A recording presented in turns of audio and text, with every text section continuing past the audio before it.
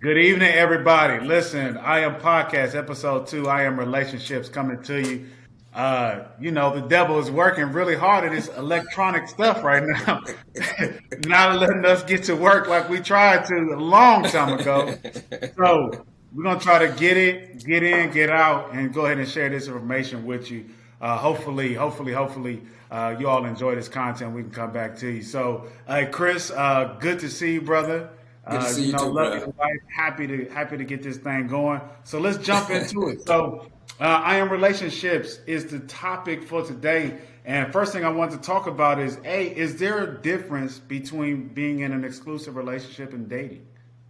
What's your thoughts? Oh, there's definitely a difference. There should definitely Okay. be a difference between being in an exclusive relationship and dating.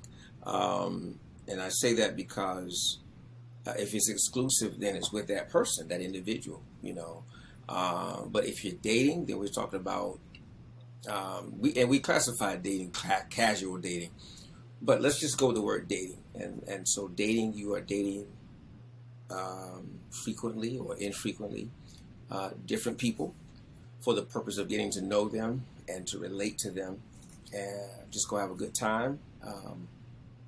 Yeah, I think that there is a definitely distinct difference. When you start talking about exclusive dating, you're focusing, it's like forsaking all others and just Right. focusing your total energy on a person that you see as a potential, Got you. you know. Hmm. I look at it like this. Definitely, there's a difference between the two. Um, Dating, there is no. First off, there's no exclusivity. You don't exclusively date anyone. You openly date.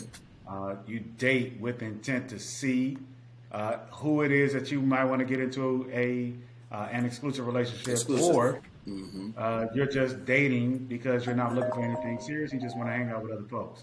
Hmm. I think that there's a few things that classify relationship to dating. One is mutuality, and do we both agree to the parameters of what it is that we're doing? Is there a commitment? Are you exclusively dating me and me exclusively dating you? Um, Communication is more has our as our communication shifted to that of being in a committed relationship, and then expectations and priorities. What do we expect from each other, time, etc., and are we making each other the priority? Once you start having those type of conversations, to me, then it shifts more towards from a dating situation to more of a relationship uh, parameters, Hmm. and that's where you can kind of differentiate between exclusivity and non-exclusivity. So that's my I like thoughts on that. that. Okay. I like So that because when you start talking about mutuality, it's just not, it's one thing I do with couples when I work with couples is we look at values. What does a person value? I say, and I have a list of values. I say you can circle the whole sheet, but when it comes down, I want you to list your top five values. Your almost like non-negotiables that are necessary for right. to connect, and then they exchange those papers, and now they're learning more about the other person. So yeah, I think that's great. I like that. So another thing I want to talk. How do you know when you're ready for a relationship? Right. Okay. So Wow. I have a thought on when you know, and my thought is that you never know when you're Mm, ready for a relationship. You hope mm, that you're ready for a relationship, but you never know. Um, I think that you have to prepare yourself. You prepare yourself for what you want in a mate, in a partner, but you hmm. never know if you're ready or not. What you think about that? I like that. That's good because most people say I know what I'm ready with. No, we really don't necessarily know. But I will say this here: the definition of success is when preparation meets the opportunity. All right. You know, preparation. So to say I know, I think that you may have gained or ascertained a certain level of knowledge and some of the tenets, the terms and the tenets for a relationship, and considering some other people, consider another person and willing to adjust to their way.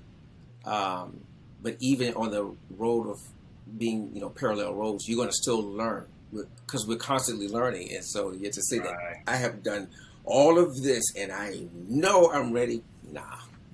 I mean, you think about this. Like, you come into the scripture, everybody likes to talk about Boaz, and I have a whole nother theory on that. Boaz and Ruth. Ruth didn't know. She just worked, So everybody keeps saying they waiting for Boaz, or you just don't know. That's just how I felt about it. You never know. But as you said, success when work meets Preparation. Yeah. meets opportunity, then you get yourself prepared for it. So Correct. I love that. So talk to me, Chris. You are the relationship guru. You are the counselor du jour. So talk to me about what are the components of a successful relationship. Thank you for all the accolades. Most honest and prolific one. No, but I think some basic components would be personal values. And let's go with this. Definitely go with self-love.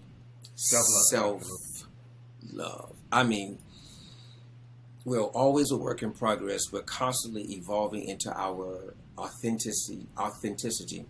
But when you can practice, I don't want to say master, Right. but when you practice self-love, I think that is a definite. Because now you come to a relationship as an asset versus a liability. Wonderful.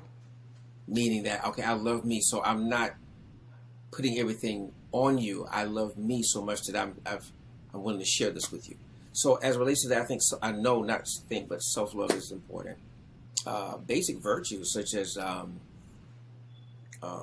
consideration, empathy, willing to consider another person's perspective. Some people in relationships, and I mean, I've experienced it, where it's just their way or no way. And I'm a lifelong learner, so Right. if your way is more efficient than my way, I'm willing to embrace it.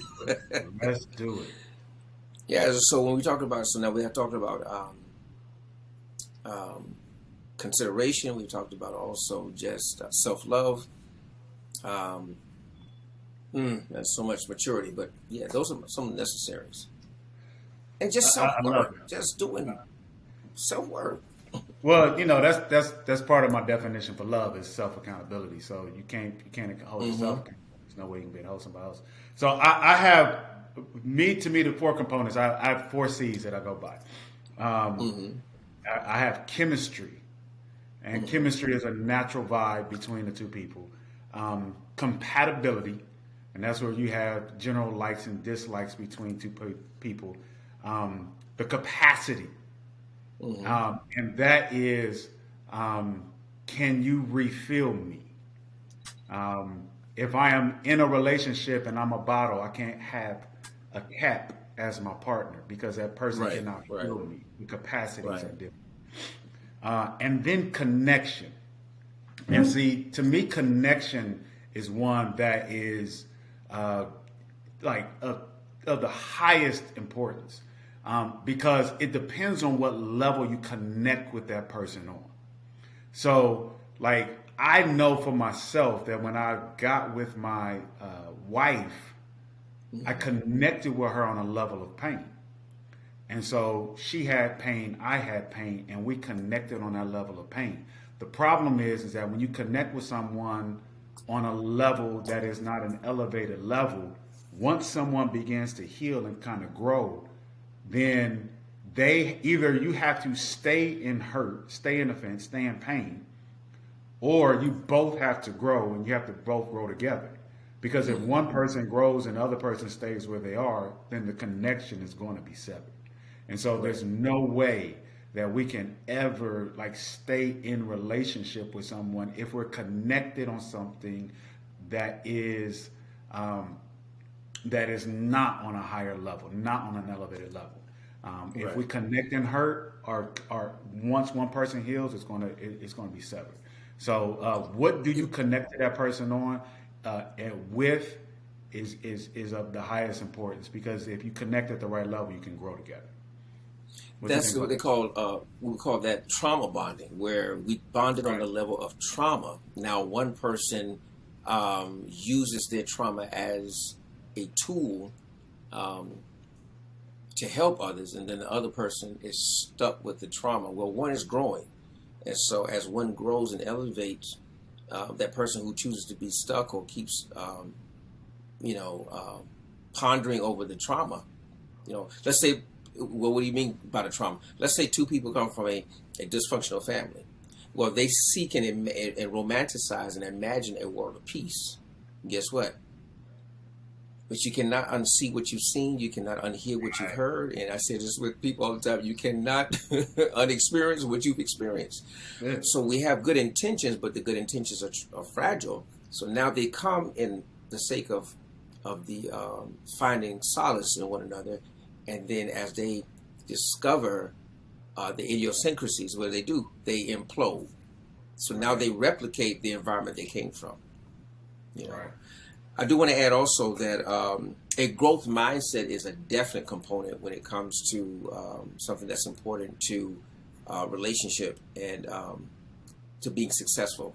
The growth mindset is ever seeking and studying in private so that I can share and implement the principles into the relationship. So to advance it to the next level. And the growth mindset is futuristic. The fixed mindset is fixed on just the experience. I had a mentor, because growth is learning, continuous growth and learning. I had a mentor over 20 years ago told me that the day you stop learning is the day you start dying. That's right. And if you don't learn or grow within the relationship daily, that is the day that the relationship dies. So I totally Correct. with you here. Correct. How important, sir, is attraction during the selection process? Well, I think it's important. I think it weighs heavy. But now, if we're going to move away from the aesthetics to the real place of attraction, then that's what is important. We start talking about aesthetics. I'm just talking about the external facade. Of course, that's what we see first. So we find that appealing. But that which is appealing can lose its appeal. But that which is attractive now is magnetic. I just got it download. There you go. Okay. I think they send him a Honda is how they say it in the So what happens is now when we start preferring attraction versus over what we find appealing, you follow me? Then that's when we're really maturing. Now, I'm confident that what I'm attracted to is going to be appealing to me. But as a spiritual being, I have to elevate my process and my way of thinking. So I think attraction is very important. But I'm talking from a deeper level of attraction, spirit and soul, not aesthetics, because this is going to get old. Go ahead. Now, see, I agree. In the way that you broke that down, I agree. There's no way I can not agree with the way that you broke that down. Now, I have to be, so I'm going to use your frame of reference.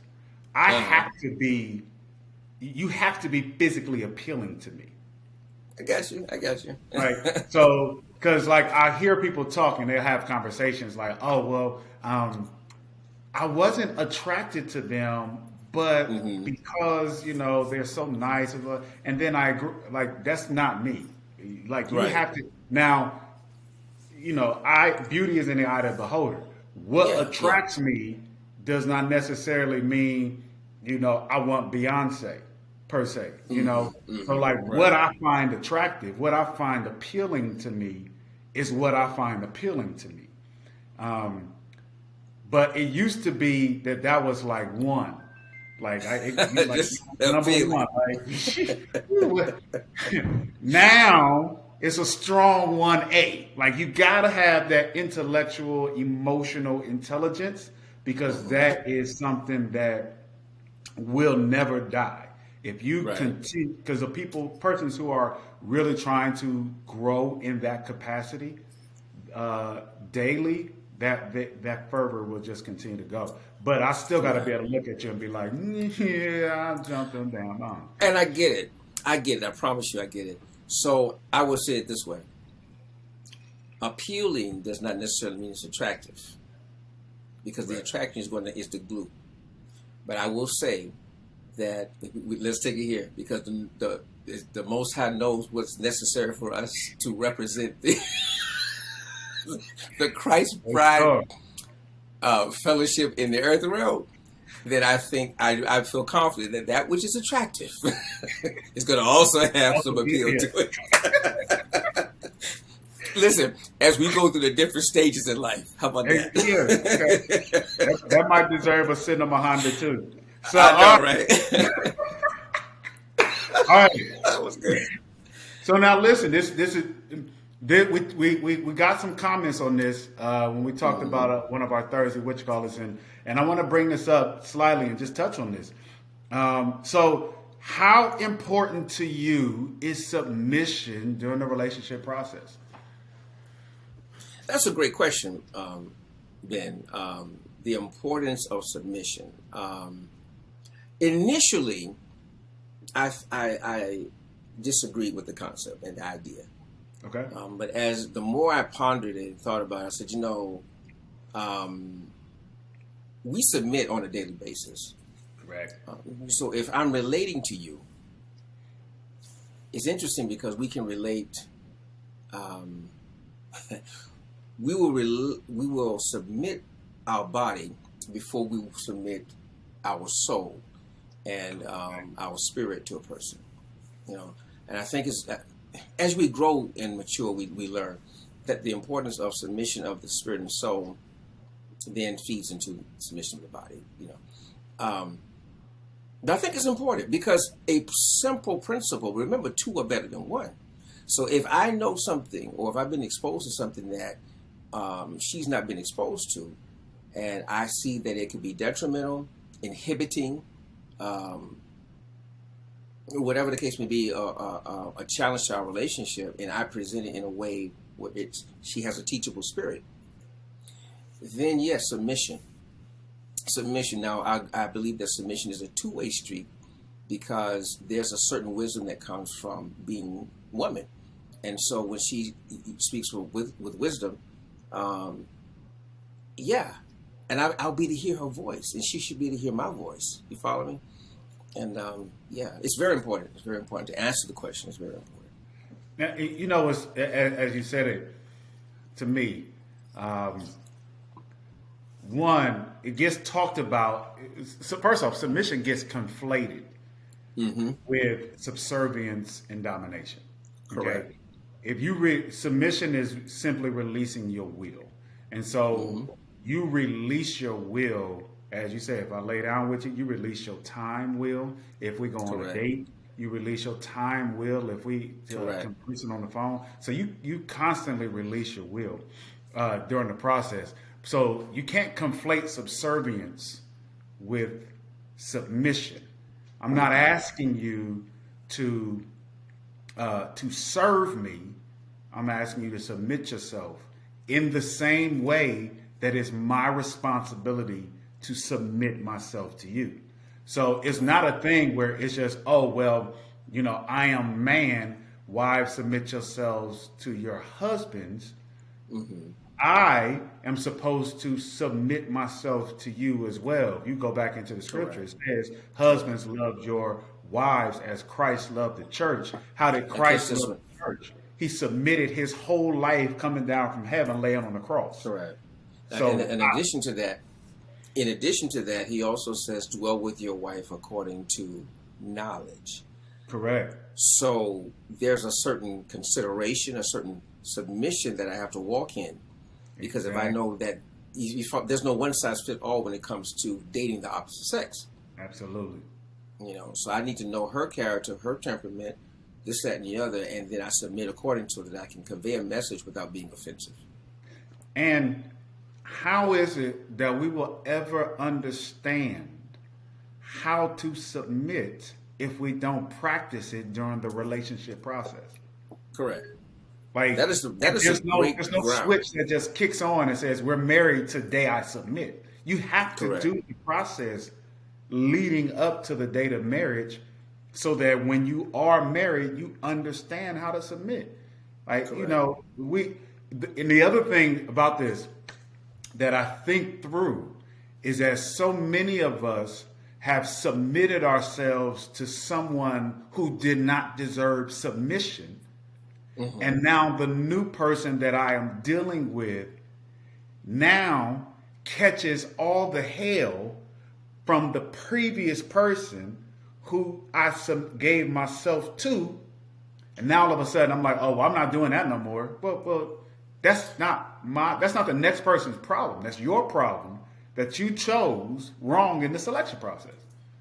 So with that being said, the person who is perpetuating the hurt or the obstinance is actually they haven't done their soul work. Correct. Yeah. And another thing too is that when you know who you are, when you know you walk in the office of husband, and when you know you walk in the office of wife, I take responsibility for those that I've dated who I knew intuitively were not ready, or they were not wife. Right. You follow me? So Absolutely. when I'm now, like, and you often say, and I love the way you always say this, you said we attract according to our level of healing. Correct. So that submission is very much important, because two are better than one. I don't know everything, and when it boils down to it, man is looking for the nature and the character that came from his womb to create the woman. But we'll go on to the next topic. Brother, we can stay here. I promise you. I know, right? I think that it's critical for us to change our mindset surrounding submission, because Correct. that It becomes is. a huge issue if you are truly looking for husband-wife relationship. Because if not, trust and believe, if you don't learn how to submit during the relationship process, you'll never learn as a husband or a wife. Right. All right, so next question, so we can finish these last two and get up out of here. I know we got a time crunch. So, does every committed relationship have to end in marriage? No, it does not have to result in marriage. It does not. If we're talking exclusivity / commitment, then I think that is something that could be discussed, the intentionality, but it's not necessary that it's going to lead to marriage. At the end of the day, beginning, middle, and end of the day, it's about will, WIL / desire. And so, with all of the trauma that's experienced, the PTSD, the post-trauma, we've experienced on different levels. That we've experienced on different levels of life. If it doesn't lead to that, I mean, sometimes it can be a good thing, but not everyone leads to that. How do we ensure that it leads to it? Is that, number one, you do your soul's work. Correct. You practice and demonstrate self-love. You know what's interesting? I have an affirmation that says, "I am the love I seek. No one can love me better than the Most High and myself." And I've been feeling it, visualizing it, and all that stuff. And then the more I study it, I realized, I started looking at each attribute of love. love as a state of being or existence is patient, it is kind, it is long suffering. So when I am that with myself, to myself, now I can share that with someone else. I am love. I become love. I become love. The thing about love is that it desires to give itself. It desires to give itself, but it also respects a person's boundaries and will withdraw itself to not be offensive. But to answer the question, not every relationship is going to end in marriage. So I'm with you. I do not believe that every relationship has ended in marriage. First, you have to find out what's the purpose of the relationship. First, what's the purpose of marriage? And if I'm going to be in a relationship with you, what is the purpose of us creating a union together? If it is not about children, if it is not about legacy, if it's not about those things, then what is the reason for us to get into a marriage relationship? And that's got to be something that's communicated from the very, very beginning. The other thing that kind of like, you don't know who you are marrying even up to the day that you get married. You only know who this person is up until the day that you walk down the aisle. I may be somebody completely and utterly different on, what's today, February 20th, February 21. Like, I could be a whole different person. I only know you up until the point that I walk down the aisle. I'm learning you every day henceforth. So, you know, we get into a rush with something, and we only know of what you put out. You know, some people are excellent during the interview process, but I'm starting to put you to work. It's a problem. I like that. I like that what you said about you don't know a person, even because you mentioned it initially up until the day you say I do. You don't know a person. You don't. You trust. You know a person as you walk it out. Right. In fact, truthfully speaking, the person doesn't know themselves until they go through certain experiences in life. You learn more about yourself. So it's a faith walk. Correct. And so what happens is that based on what has been demonstrated, remember, it's going to be definitely consistency, patience, and the death to self. Man, that's intense right there, man. Right. Jesus, right? Consistency, patience, and the death to self. That is what's going to determine, some of the things that determine whether a person can even walk with you on the road. Because again, marriage has to serve purpose higher than the individuals involved. Absolutely. Look at it from this point. Think about this, because everything that the Most High always does through us is either through addition or multiplication, right? No division, no subtraction. Always addition or multiplication. So the whole idea, the whole premise of marriage, based on what you just said, is 1 times 1 equals 1.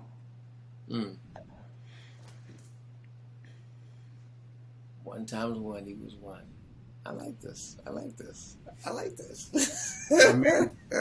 He's multiplying the two persons, two wholes into the one. So, last question. Let's get out of here on this. We're in a committed relationship. How important is sex in the relationship? Sex has its place. Has its place. I think my thoughts on this is that it has its place. It is not the one all be all. Correct. It is a form of communication. Hmm. I share with a couple that you create the utopia in this world where everything else is obliterated or forgotten, but then you come out and you argue. It's just physical, but it's actually restorative, and also it should be ministry. There should be an exchange of the love I possess with this intimacy. So it's very important. It really is. It has its place. It's important, but then as well as communication, as well as consideration, as well as and I say effective communication. Correct. Not just communication, because an argument is communication. Right. Right. But effective, healthy communication. Consideration, empathy.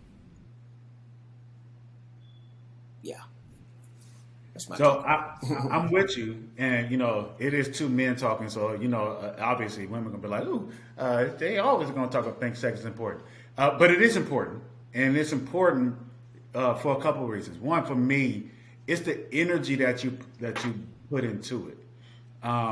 See, this a lot of times what happens. This is where men get frustrated once they cross the marriage path. Is because a lot of times women have used sex during the relationship process and shown all the cards, and then when they get married, all of a sudden they change. Men do the same thing too. I'm not saying it's not men. So it's both parties. Let me just say it like that. It's really both parties. They show all the cards up front, and then it changes. And then after it changes, once we get around, like, well, wait a minute, where was this person at before? Where was this same energy before? And so it's almost like the drug. When you get high the very first time, it's the highest high you get, and then you keep seeking that high, but eventually it goes to a place where it's like a bud, and then we just sitting around like, well, what the world happened? So it's that consistency piece that you got to be true to yourself. If you somebody that's trying to hang off the chandeliers, you got to stay hanging off the chandeliers all the time. Don't come out and be on the chandeliers, every 3 years on the full moon on a Tuesday in May or something. Be consistent with the way that you are. The other thing is, it is a form of communication, and sex, love, like, I should feel that you care about me through our interaction. I like the fact. Go ahead. It is of the 5 love languages. It is not an act of service, and it is not a gift. Receiving gifts, it's not a reward. It would fall under the category of words of affirmation or an affirmation, affirming your partner. Number 2 is going to move into the realm of physical touch. Correct. So under those 2 categories, you have affirming and then also touching, all right, in a way that reassures your partner that you love them and desire them. It should never be about, let me just put it this way. It should never selfishly be about just a person, one person. However, if it is agreed upon, you follow me where you have those moments, let's do it quickly, let's get it in. What I'm saying? Let's do what we got to do, baby. What are you? Okay. You know what I'm saying? Right. Then, of course, that's agreed upon. So it's still not selfish. Yeah. Right. Yeah, I'm with you there. It has to be part, but as you just said it, that the physical touch is the act, and the affirmation is the crock pot. Stew that thing up all right. Ready. Okay. Listen, beautiful people, that is our time. We got to get up out of here. Man, Chris, always a pleasure to come together with you, sir. My brother. Listen, everybody, appreciate everyone's support. I know we had some technical difficulties tonight, but I can assure you that we're going to figure this out and get this whole situation taken care of. And we will have the link tomorrow attached so that you can download the podcast.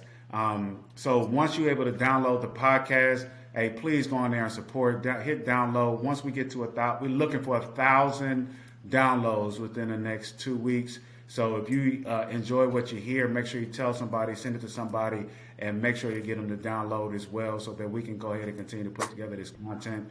And coming up, the next series, we're going to talk about I Am Married. I'm excited about that. You got two folks that know how to be married. That's for certain. So we're going to talk about it. We have a lot of conversations surrounding being married, what it takes to be successful, where our pitfalls were, and some transparency from both of us, because we both have been married and we both have no longer been married. So there's a lot of good things that's coming, man. I appreciate each and every one of you. Chris, Peaceable Solutions, how can they reach you, sir? My brother, thank you so much for this opportunity to share. You can reach Peaceable Solutions at 803-386-9842, 803-386-9842, or you can look us up on the web at www.peaceablesolutions.com. Again, that's www.peaceablesolutions.com. We're on social media as Peaceable Social Media, Peaceable_Solutions on Instagram, and then Peaceable Solutions on Facebook. Please forgive me. Listen, love to you all. Thank you so much for being faithful supporters and followers. Please download, because Ben, we're trying to get to how many downloads? Go ahead. 1,000 downloads. Okay. 1,000. It shall happen. 1,000 in the next 14 days, and we can with your support. Yes. Hey, we are making life better, not easier. Looking forward to hearing from y'all for the rest of the week. Love y'all to life. Be the best you.